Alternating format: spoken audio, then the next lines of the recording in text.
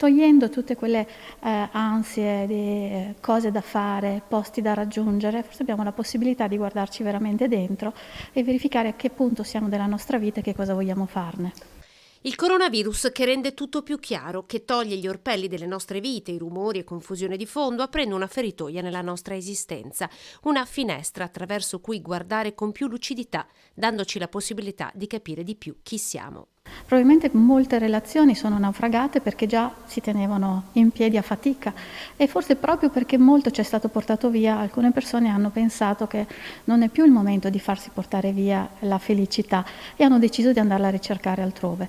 La dottoressa Pizzoferro, vicepresidente dell'Ordine delle Psicologhe e degli Psicologi del Veneto, commenta così il dato che vede il 2020 anno record di separazioni e divorzi nella provincia di Treviso. Io penso che il coronavirus sia un po' come il terremoto che mette un attimo alla prova le costruzioni.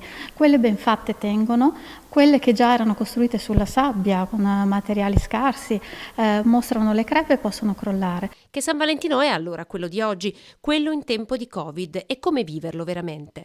Abbiamo passato un anno nel quale ci sono appunto state tolte una serie di riti, una serie di libertà, quindi ogni momento possiamo assaporarlo con un gusto diverso. Sia che viviamo da soli o che viviamo con una persona o più persone, rendiamo piacevole ogni singolo momento, rendiamo piacevole le cose che facciamo assieme e prendiamo l'occasione per fare dei gesti di gentilezza e anche d'amore.